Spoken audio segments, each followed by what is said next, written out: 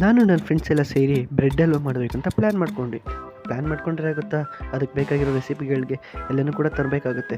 ಅದಕ್ಕೋಸ್ಕರನೇ ನಾವು ಹಾಲು ತೊಗೊಬರ್ಬೇಕು ಅಂತೇಳಿ ಮೆಸ್ಸಿಗೆ ಹೋಗಿ ಹಾಲು ಕುಡಿದು ಮತ್ತು ಬ್ರೆಡ್ ಎಲ್ಲ ತಿಂದುಬಿಟ್ಟು ನಮಗೆ ಬೇಕಾಗಿರೋ ಬ್ರೆಡ್ಗಳನ್ನೆಲ್ಲ ಕಲೆಕ್ಟ್ ಮಾಡ್ಕೊಂಡ್ವಿ. ಅದೇ ಬ್ರೆಡ್ಗಳನ್ನ ನಾವು ರೂಮಿಗೆ ಕೂಡ ತಂದ್ವಿ. ನೋಡಿತಾ ಇದ್ದೀರಲ್ಲ, ಹಾಲು ಮತ್ತು ಬ್ರೆಡ್ಗಳನ್ನೆಲ್ಲ ರೆಡಿ ಮಾಡ್ಕೊಂಡು ಇಟ್ಕೊಂಡಿದ್ವಿ. ನಮಗೀಗ ಒಂದು ಪಾತ್ರೆ ಬೇಕು.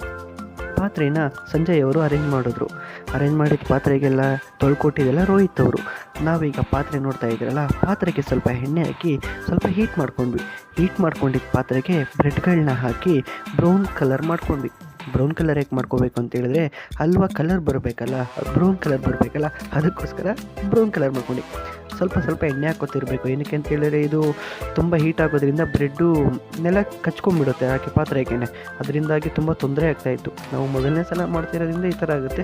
ನೀವು ಮನೆಯಲ್ಲಿ ತವಾ ಮೇಲೆ ನಾಸ್ಟಿಕ್ ತವಾ ಮೇಲೆ ಬೇಯಿಸ್ಕೋಬೋದು, ಕ್ಲೀನಾಗೆಲ್ಲ ಮಾಡ್ಕೋಬೋದು. ನಾವು ಇದನ್ನು ಮಾಡ್ಕೊಂಡ್ಮೇಲೆ ಡ್ರೈ ಫ್ರೂಟ್ಸ್ನೆಲ್ಲ ತೊಗೊಂಡು ಚೆನ್ನಾಗಿ ಕರ್ಕೊಂಡು ತುಪ್ಪದಲ್ಲಿ ಕರ್ಕೊಂಡು ಹಾಕ್ತಿರಂಗೆ ಹಾಲನ್ನ ಹುಯ್ಕೊಂಡು ಪಾತ್ರೆಗೆ ಹಾಕ್ಕೊಂಡು ಚೆನ್ನಾಗಿ ಕಲಿಸ್ತಿದ್ದಾಗೇನೆ ಕಲಸಿ ಬಿಸಿ ಮಾಡ್ತಾಯಿದ್ವಿ. ತಳ ಹಿಡಿದಿರೋ ಥರ ನೋಡ್ಕೊತಾ ಇದ್ವಿ.